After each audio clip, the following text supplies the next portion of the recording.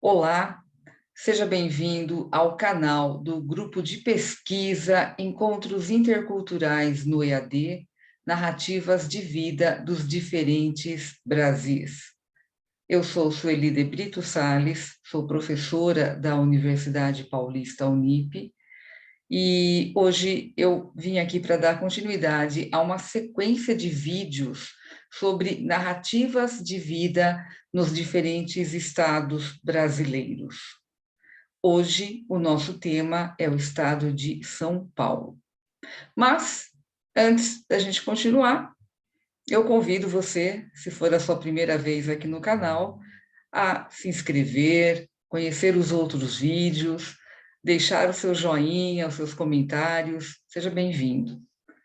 Vamos lá?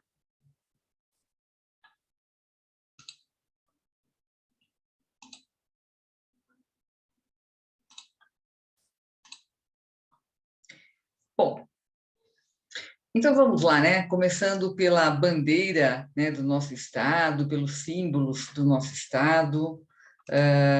Vamos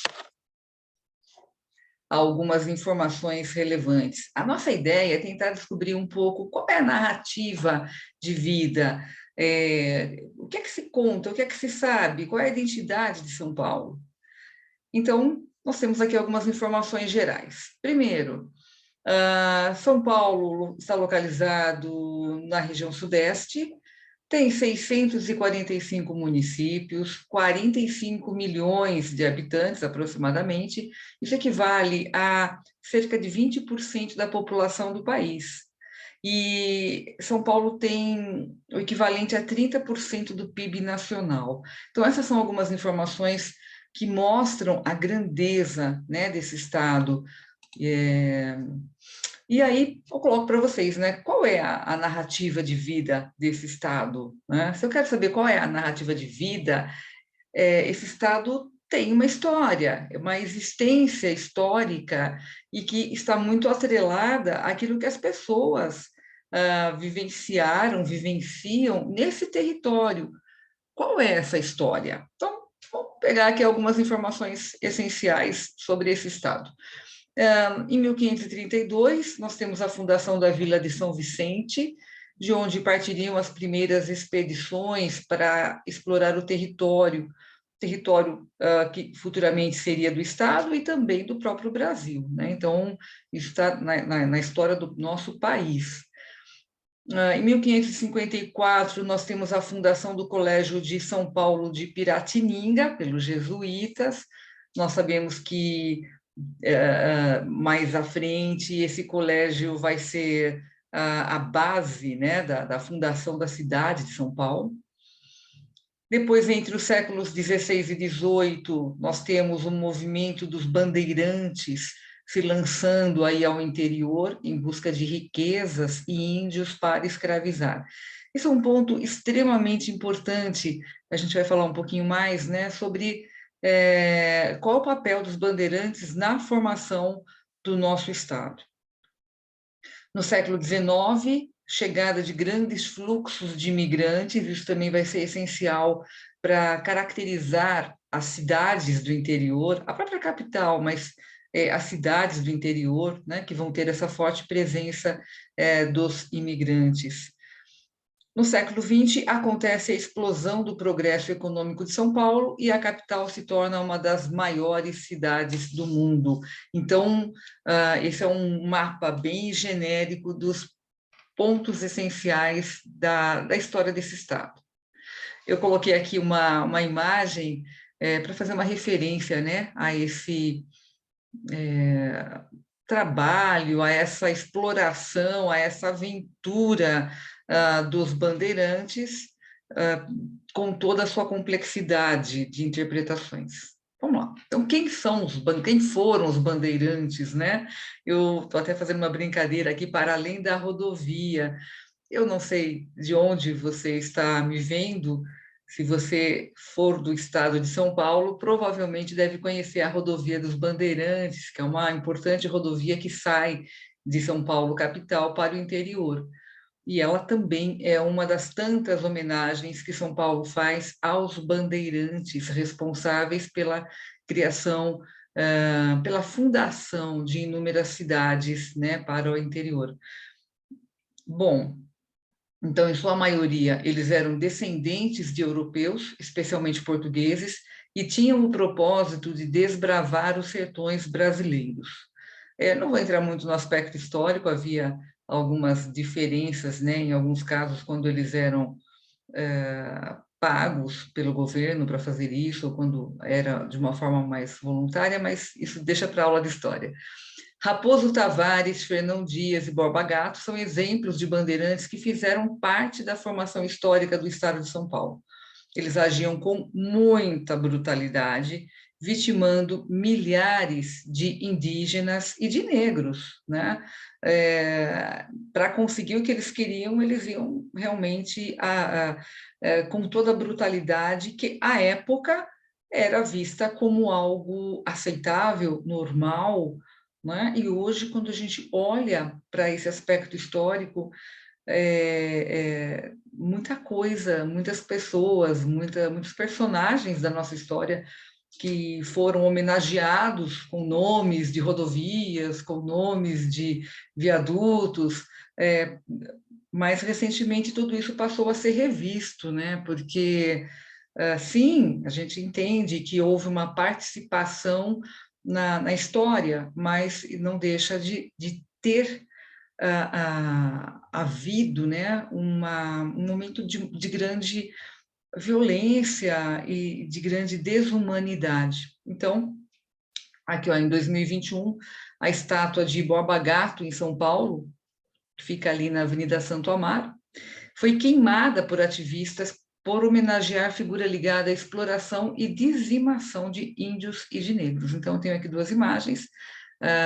A estátua foi recuperada, foi restaurada depois, tá bom? Mas fica aí o protesto, né? Enfim, como as pessoas têm visto, revisto, né, o papel desses personagens. Bom, outra forma interessante da gente olhar para a história de uma cidade, de um estado, de uma nação, é conhecer o seu hino. Os hinos servem como, são parte, né, dos símbolos daquele território, né? Então, o hino conta as grandezas, conta os valores daquele espaço. E São Paulo também tem, o estado de São Paulo também tem um hino, mas é bastante curioso, porque a maioria das pessoas com quem eu conversei preparando este material nunca tinham ouvido falar deste hino. A maioria das pessoas não aprendeu, não conheceu este hino durante o seu período escolar, enfim. Mas está aqui, o hino dos Bandeirantes, de Guilherme de Almeida, tornou-se a letra oficial do hino de São Paulo em 1974, né? O hino conta passagens da nossa história. Eu coloquei aqui alguns trechinhos para a gente entender essa relação com a história contada, narrada aqui.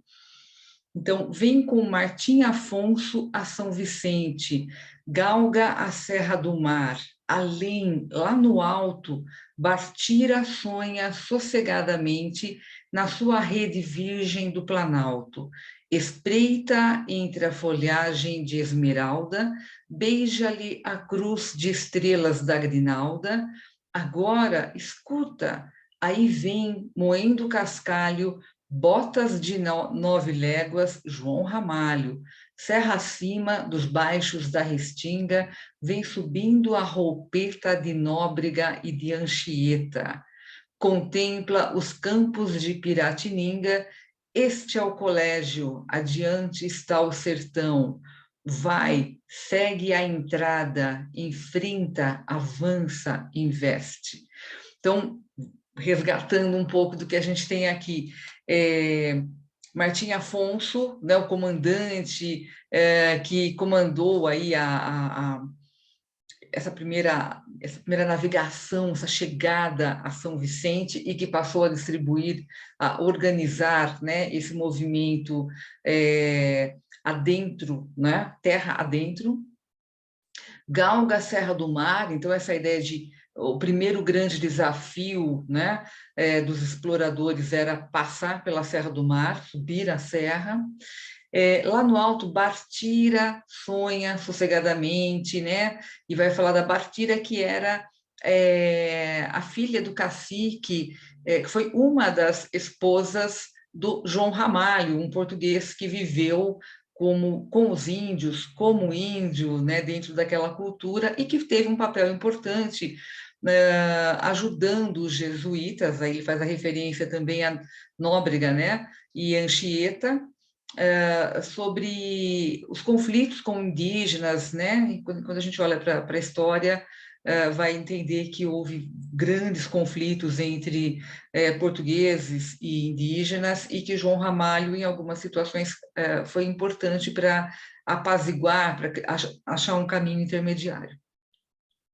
Contempla os campos de Piratininga, nós já falamos que foi o Colégio de Piratininga, né, São Paulo de Piratininga, então, que vai futuramente dar origem à cidade de São Paulo. Quem vem a São Paulo, convido a conhecer o pátio do colégio, na região central, um marco importante, né, do surgimento da cidade de São Paulo. Adiante está o sertão, e aí a gente tem essa questão do interior. Vai, segue a entrada, enfrenta, tá? Então, por isso, o hino dos bandeirantes, né? Olhando para esse aspecto histórico, desbravador, e sempre lembrando que isso foi importante para que, não sei se é importante, mas foi essencial para a situação que nós temos hoje, das cidades, enfim, mas nada foi conseguido sem muita violência e principalmente contra os indígenas.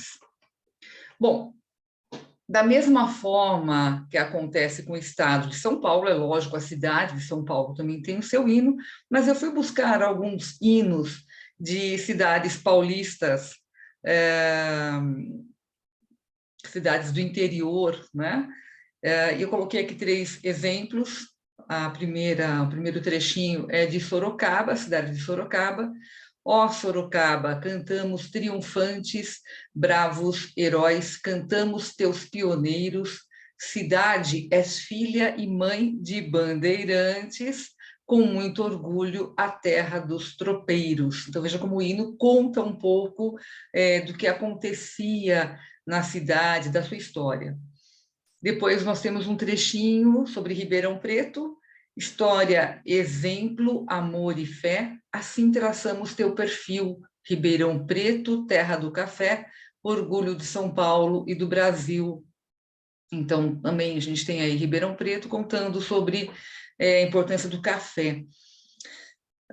E embaixo a gente tem Presidente Prudente. Aqui se planta e colhe com cantiga, do branco algodão à loura espiga. A pecuária, em plena ascensão, exporta para o mundo sua produção. Interessante, né? Então, a gente começa a conhecer um pouco do Estado a partir dos hinos. Estou colocando só um trechinho e vou dizer para vocês, hein? Eu tive que me segurar aqui para não colocar um trechinho do hino de Jundiaí, que eu sou de lá, né? Eu sou do interior de São Paulo, da cidade de Jundiaí, e é um hino lindo também, ensinado até hoje para as crianças nas escolas. E a gente brinca que quando encontra um jundiaense em qualquer lugar do planeta, você pergunta, você é jundiaense? Então canta o hino. Se a pessoa não souber, ela não é jundiaense. Bom, vamos lá. Outra forma de a gente conhecer o Estado é olhando para a sua literatura, né? E nós temos produções importantes, né? Muitas obras falando sobre a cidade e sobre o estado de São Paulo. Desde o Padre Anchieta, como a gente já contou, né? Enfim, a literatura jesuítica ambientada, né? nesse espaço que depois seria a cidade de São Paulo.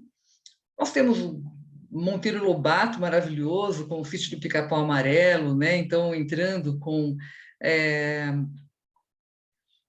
a literatura infantil, infanto-juvenil, né, no interior do Estado, mas não apenas, né? Nós temos em Ouro Preso o personagem Jeca Tatu, que é uma representação, é uma das possíveis representações do caipira, do indivíduo que mora no campo, no interior de São Paulo.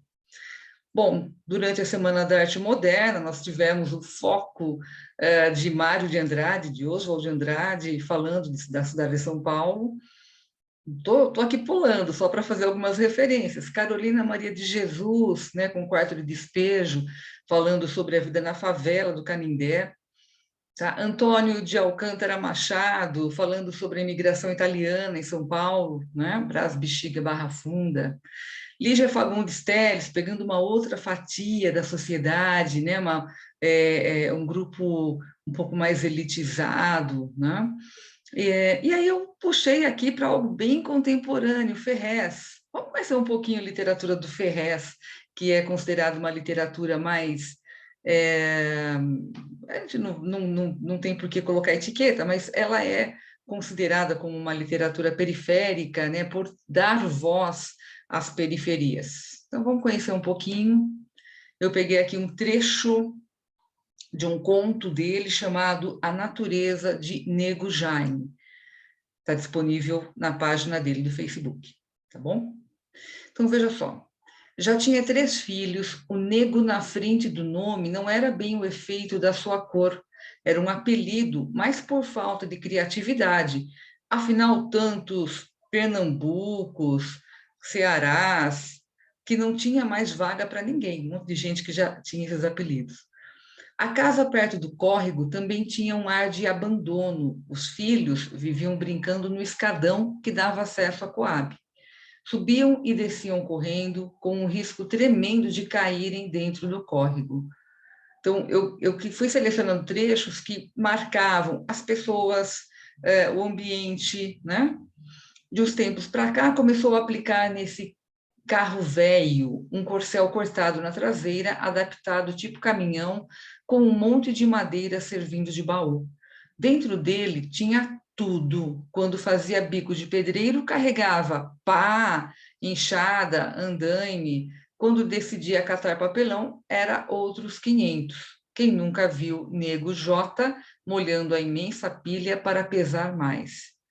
Como morava próximo à Coab, sempre olhava para o morro cheio de lixo, pensava que podia ser uma floresta, até o dia que pirou o cabeção e foi lá com uma enxada cavar e plantar. Foi mais legal a época da mobilete. Foi com ela que foi para Campinas, Juquitiba, Itapecerica da Serra, todas cidades daqui do interior, né? O homem varava tudo que é verde, quando podia, lá ia ele, com a camisa aberta, uma mochila velha nas costas, com 2 garrafas de refrigerante cheias de gasolina e muita coragem, ou seja lá o que era aquilo. Então, aqui só para a gente ter uma referência, o texto está exatamente como se apresenta no Facebook dele, tá bom? Eu coloquei uma imagem de uma das tantas cooperativas habitacionais, né, que a gente tem aqui no estado de São Paulo. Bom, eu ainda queria colocar para vocês que há muitas formas, né, de se trabalhar com as narrativas sobre São Paulo, para entender esse estado, né? Eu posso ir pelo olhar acadêmico de alunos pesquisadores sobre os bairros da cidade de São Paulo, como no trabalho organizado pela professora João Normundo, chamado Olhar São Paulo, você já viu? Se vocês procurarem na internet, vão encontrar vários vídeos, né, falando sobre os bairros de São Paulo, tem aí o blog. Outro caminho, eu posso ir pela história oficial, com os seus hinos, com os símbolos, né? Mais ou menos como eu comecei a fazer aqui. Posso ir pelas histórias do povo, suas diferentes organizações, as manifestações culturais nas diversas linguagens, a notícia e outras abordagens jornalísticas, as leis, o discurso do poder público, posso ir pelo discurso religioso, posso olhar crimes, guerras, enfim, os caminhos são infinitos, né, para que a gente possa olhar, para que a gente possa tentar entender, ampliar a nossa compreensão sobre essa diversidade que é o Estado. Seria bobagem falar que tudo é bom ou tudo é ruim, nós, como qualquer outra coisa que se observe, depende do ponto de vista, então estou só marcando aqui que a gente tem muitas formas de olhar para São Paulo. Por exemplo, qual dessas imagens, né, para você, tem mais a cara de São Paulo, né? Qual dessas imagens é mais São Paulo? Eu usei esta primeira, né, esta primeira aqui como fundo para minha apresentação, né? Ela é uma imagem da região central de São Paulo, tá? Esta segunda imagem é de uma das tantas avenidas com meninas, com crianças pedindo esmola, né? São imagens bem conhecidas. Essa ficou um pouquinho, deixa eu ver se eu consigo puxar aqui. É uma outra imagem com os grafites. Quem vem à cidade de São Paulo atualmente vai encontrar muitos prédios na região central com essas pinturas, tá? E também com as pichações. Há o grande conflito entre grafite e pichação, né? Mas também a região central, aqui é a Avenida Paulista. Mas é importante que a gente também entenda que essa imagem central é São Paulo, só que é o Parque da Água Branca. E essa imagem linda do pôr do sol também é São Paulo, é o Parque do Ibirapuera. Então, São Paulo é uma diversidade, né? Bom, então é isso. Estou deixando aqui o meu e-mail, caso vocês queiram entrar em contato, precisem de alguma informação, me coloco à disposição.